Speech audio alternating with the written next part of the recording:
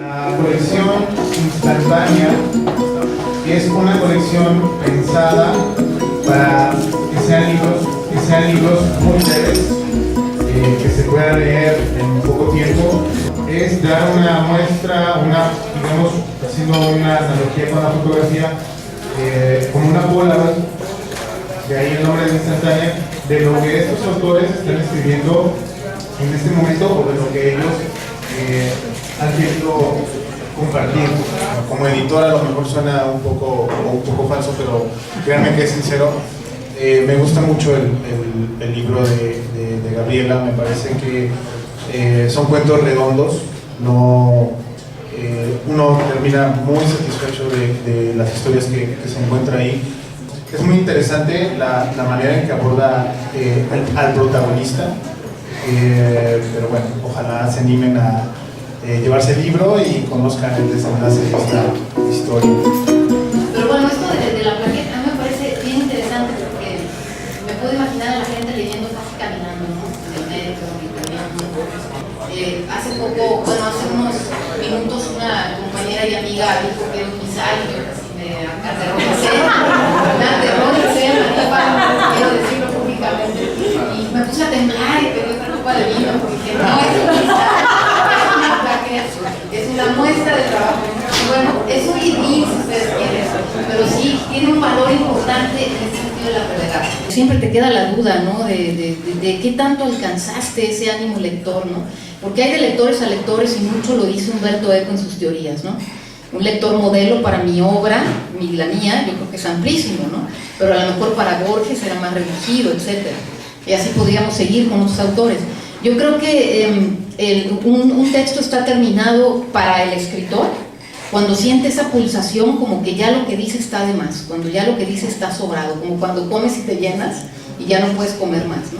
Creo que en ese momento dice, ya estas palabras sobran, es una estupidez lo que estoy escribiendo, o a menos que te estén pagando por página. La verdad, hay que vivir. Entonces, si te pagan por página, bueno, pues hay una cosa permisiva ahí, ¿no? Bueno, a mí me encantan los lectores como tú, que no son permisivos, no concesionan, ¿no?, al lector, sino que son agudos y tienen una crítica bastante bien fundamentada.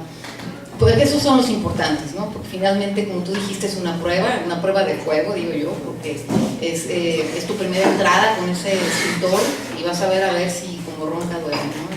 Y creo que de eso nos validamos, así nos validamos los escritores, ¿no? Finalmente de ese tipo de lectores, más incisivos, pues, y que hacen un diálogo, establecen un diálogo, como dice Roland Barthes, ¿no?, con el texto y pueden interpelar al texto, preguntarle cosas al texto, porque yo tengo muy presente esto de la separación del autor con el texto, ¿no? O sea, te puede caer bien el autor, porque pues, es simpaticón, carismático y todo, pero a la hora que lo lees, si estás pensando siempre en el autor, no estás leyendo el texto, estás leyendo al autor. Entonces tienes que separar al autor de lo que estás leyendo para que puedas validarlo, porque el texto, como lo decimos en talleres cada semana, el texto se tiene que defender solo, ¿no? Ya no está el autor, ya no lo chiquea el autor, ya no lo protege, ya no lo cobija, ¿no? Sino que está solo con el autor, con el lector, ¿no? Y entonces ya está en sus garras, y a ver cómo sale. Si no quedan ni los huesos de ese escrito, pues ni modo, ¿no? Pero a mí me encantan esas pruebas, es muy excitante para un autor presentarse a nuevos lectores. Para mí es muy valioso, de verdad, que algunos de ustedes vayan a leer el libro, porque pues ese es el picotazo de curva final, ¿verdad? Gracias. Trataré de redimirme un poco porque si ustedes ven la nota de la jornada parece que soy una especie de hooligan, ¿no? O de un tipo así muy renegado con la vida, y según yo soy un poquito más optimista, pero en la nota sí salió como la parte justamente más sórdida de mi ser. Entonces espero decir un ángulo distinto. Estaba pensando por qué me parecen tan agradables o tan interesantes las charlas literarias, y encontré dos razones. Una, porque es el lugar donde uno puede hablar de aquello que tanto le apasiona, que tanto le emociona, que tanto le gusta, que es la literatura. Y otra, se me ocurrió una imagen medio fúnebre, porque es una suerte como de anticipación de la muerte, como si estuvieras en tu propio velorio y estuvieras viendo a todas esas personas que con suerte son los que irían a tu entierro, verías a tus maestros, a tus alumnos, a tus amigos de la carrera, del trabajo, del Facebook. Entonces eso creo que es muy interesante porque pues me queda muy claro que somos los únicos que tenemos asegurado no asistir a ese evento. No quería adoptar esa posición que adoptan los distopistas, ¿no? Como George Orwell o Ray Bradbury, o en sí los fabulistas, que es la del moralizador. Yo recuerdo la frase esta de Facundo Cabral, que dice: perdón si me puse moralejo, nadie puede dar consejos, no hay hombre que sea tan viejo.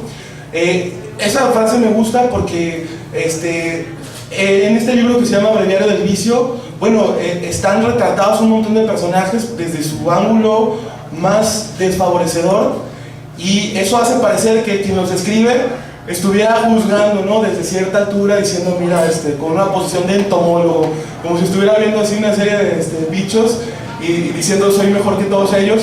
Entonces dije, para redimirme en esta presentación y pensando que estoy en mi funeral, antes de que llegue al infierno o al paraíso, voy a confesar algunos de mis vicios. No, por supuesto, los que más me avergüenzan, sino aquellos que puedo decir en público. Y entonces pensé que uno de mis vicios, que son los que me llevaron a la escritura, es una especie de inconformidad permanente. Yo me di cuenta desde la adolescencia, sobre todo cuando cambié la fe en Dios por la fe en el ateísmo, es decir, creer que éramos para la muerte y que la vida iba a ser lo único que teníamos, y yo dije, joder, pues soy tan limitado como ser, que estoy condenado a ser siempre Manuel Fons, y es para lo único que me va a alcanzar, y no importa cuántos años viva, solo voy a ser Manuel Fons, cuando yo quisiera ser tantas personas. Y para mí, muy mala suerte, pues resulta que resulté ser un tipo bastante tímido, y dije, entonces mi rango de posibilidades en la vida va a ser muy limitado, tienes que hacer algo para revelarte a ese aparente orden predeterminado. Y me di cuenta que la escritura y la imaginación era una forma de compensar a aquellas otras personas que nunca iba a ser. Es decir, que cualquier versión de mí, por más amplio que pudiera hacer ese rango, pues no iba a ser demasiado. Pero dije, si escribo, si imagino, si pienso en otros personajes, como alguna vez le aconsejó Flaubert a su amante Louis Collet, le dijo, haz personajes que no sean como tú, sino que sean distintos a ti, y muy pronto los vas a ver florecer en las palabras y en la literatura. Entonces, ese primer vicio, que es la inconformidad, me llevó a la escritura y a una especie de sacrilegio que es, creo yo, el que comete todo artista, el sacrilegio de agregarle a la creación, sea una creación divina o sea una creación del azar, algo que no estaba ahí. Es decir, completarle la plana a Dios o al azar. Y entonces pensé en este mismo afán de ser muchos Fons, que como no los puedo ser así en la acción, dije, bueno, al menos puedo intentarlos en el arte y en la literatura, que es algo que siempre me ha interesado mucho. Intentar muchas voces, hasta donde me sea posible por medio de la imaginación. Y yo dije, bueno, pues hay gente que piensa como todos los amantes de Charles Bukowski, que solo se puede escribir de proxenetas y alcohólicos y mujeres que son, digamos, muy sociables con su cuerpo. Entonces, ¿qué tan difícil puede ser eso, no? Dije, no es un tema que originalmente me interesaría, pero ¿por qué no intentarlo, no? Porque estoy convencido, pues, de que en la literatura y en el arte en general el tema no es lo más importante, sino la forma como tú lo trabajes. Y me planteé ese reto, dije, bueno, escribe como no escribirías, despójate de tus obsesiones y trata de ver lo que regularmente no verías. Pensé que me iba a costar trabajo, pensé que lo iba a sufrir, y realmente me resultó divertidísimo estos cuentos. Y me he dado cuenta, bueno, de algunas cosas. Yo creo que en general es más atractivo el vicio.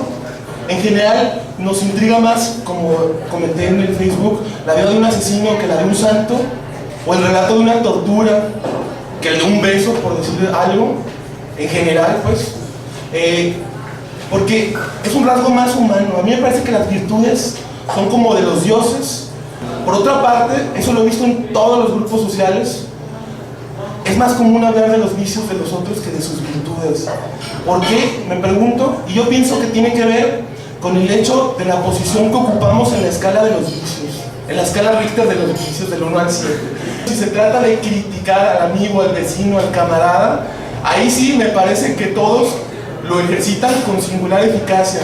Y según mis conclusiones tiene que ver con eso, con que es una manera de ocupar una posición decorosa en la escala de valores y de virtudes y de vicios, es decir, no estoy tan mal, es una manera de justificarnos. Yo pensaba en alguien que fuera tampoco interesado en las cuestiones intelectuales, que pues se le ocurriera sacar un poco de provecho de un cerebro que no usa y venderlo por eBay. Entonces, darle un toque fantástico, ¿no? Lo más interesante es que se lo compran, pero como a las 2 semanas se lo devuelven. O sea, porque había dicho, bueno, no está muy usado, le puede sacar provecho, pero luego pues no le ha sacado tanto provecho, se lo devolvieron. Una psíquica que es capaz de ver así a las personas, sea que tengan los ojos cerrados o abiertos, y darse cuenta de toda la trama de su vida, con todas sus intrigas, sus vueltas de tuerca, todas sus emociones, etc. Así, de un tirón, tener esa capacidad. Pero le parecían tan aburridas, tan predecibles, tan esquemáticas las vidas de las personas, que prefiere ver telenovelas porque le parece que tienen más emoción y tienen un poquito más de lógica.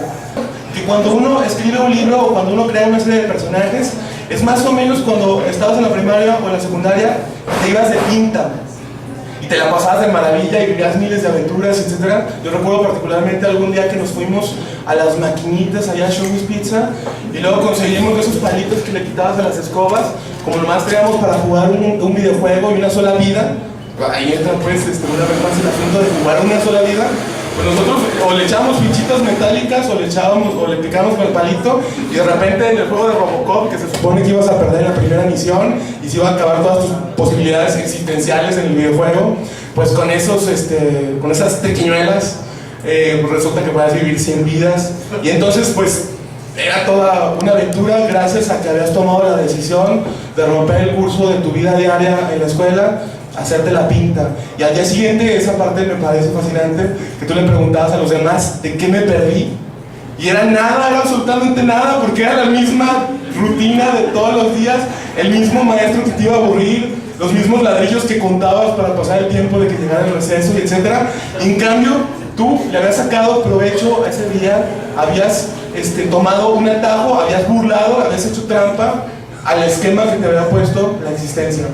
Me parece que eso es más o menos escribir. Bueno, ahorita que venía caminando estaba pensando en que si esto iba a ser un asunto fúnebre y yo estaba en mi funeral, pues a lo mejor ya medio muerto y todo eso, pero sin llegar todavía ni al paraíso ni al infierno. Tenía oportunidad de pensar en algunos epitafios por si no me gustaba el que me habían puesto. No se me ocurrió uno así que fuera bueno, pero sí se me ocurrieron algunas posibilidades que me dejarían muy satisfecho, ¿eh? Por ejemplo, yo pensé que sería bueno uno donde dijeran que fue una persona que no desdeñó ningún vicio y que intentó todas las virtudes. Luego pensé en esta frase de Sócrates de llegar a ser el que eres, pero esa me pareció muy limitada y descubrí que había una mucho mejor.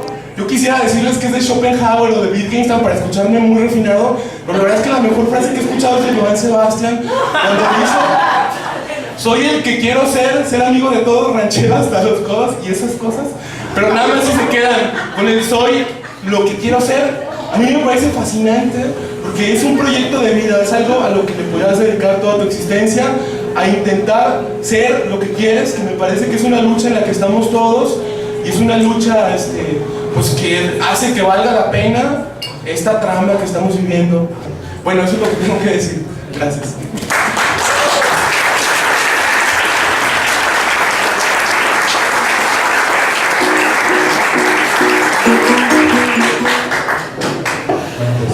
Muchas gracias a Manuel Fons, que creo que tiene la capacidad de hacer como ensayos mientras presenta su libro. Digamos que lo más difícil del papel de editor, ahora que lo mencionas, en realidad es tener que rechazar a otros autores, ¿no? O sea, pero es parte como, digamos, de un mismo ecosistema. Cada editor va apostando por lo que a él... Yo creo que más allá, obviamente hay un conocimiento, hay lecturas, pero a fin de cuentas, como en la mayor parte de las cosas que cada uno decide, pues es de gusto. O sea, obviamente lo que estás publicando, pues te tiene que gustar, si no, para que lo publicas, ¿no? Es un poco como, me gusta y quiero compartirlo.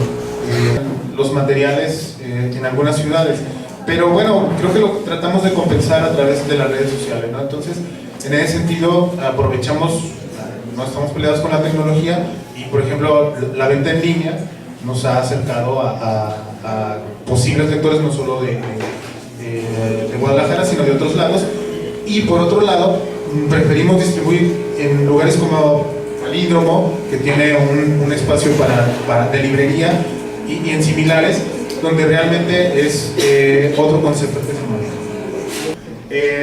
Pues ojalá se animen a llevarse varios, la colección completa tiene descuento, y también que nos acompañen pues con un pequeño brindis, por ahí encontrar algunos vasitos con un poco de vino tinto, pues ahora sí que es probete, pero bueno, muchas gracias por